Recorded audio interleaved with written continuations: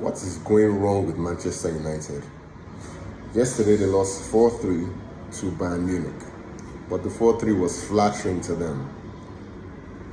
Onana, the signings that Ten Hag has done, I'm trying to really figure out if he's the right man to lead Manchester United, or is the issue with the whole Manchester United culture. Ralph Rangnick actually had issues with the culture. He complained about this. He spoke about players not willing to train, players not giving their all for the club. He also complained about him having a long-term strategy in place, but ultimately he was thrown out of the bus. Players said he wasn't who they needed, and the club agreed. Same thing happened to Ole Gunnar Solskjaer. He came out a couple of days ago, and now he's stating that the players did not train. He also stated that he needed all the signings he actually wanted. He wasn't given that. He wanted to sign young players that would build up the club. He wanted to buy Erling Haaland when he wasn't this big. He wanted to sign Caicedo. But the club preferred to go their own way. The club wanted established stars. That is why he ended up getting players like Cavani, getting players like Ighalo on loan. Aside from that, Solskjaer even said that the Manchester United hierarchy, the board of directors, gave him only 3 signings every window. This was one of the reasons why he could only get Ighalo on loan deal.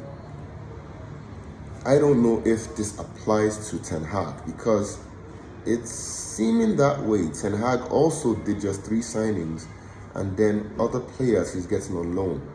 This was why Ten Hag was just able to sign just Onana, sign players, Mason Mount, but then other players is getting them on loan. So the thing is, the whole United thing, do you think a coach could change this? Do you think Ten Hag is a person that could actually influence this? But, not to bash Ten Hag too much, some of his signings have been pretty strange. Rasmus Højlund, yes, a young player, but definitely not worth the amount that was paid for him. He's not a prolific goal scorer. He's someone that needs some measure of, polishing. And if you wanted to go and get players that needed polishing, the amount that was paid was way too much. Let's take, for example, how much Man City signed Julian Alvarez. That sort of thing. If you want to go established, I can understand the price for Declan Rice. I can even understand if you wanted to pay that much for a Casemiro. But Højlund? Then secondly, the signing of Mason Mount. Where do you want him to play? Because from my perspective, this is just my opinion, I felt that Manchester United needed more of a box-to-box midfielder that would pair Casemiro. Obviously, Eriksen's old, his legs can't do it anymore. So I really don't understand that sort of signing. The Onana thing, I can understand. Yes, they here did some howlers. Not that Onana is that much better than him, but at the ball at his feet, yes, he's one of the best in the world. He's a good keeper with the ball at his feet, and the whole keeper phase has changed. So, but do you think the Glazers need to sell their stake?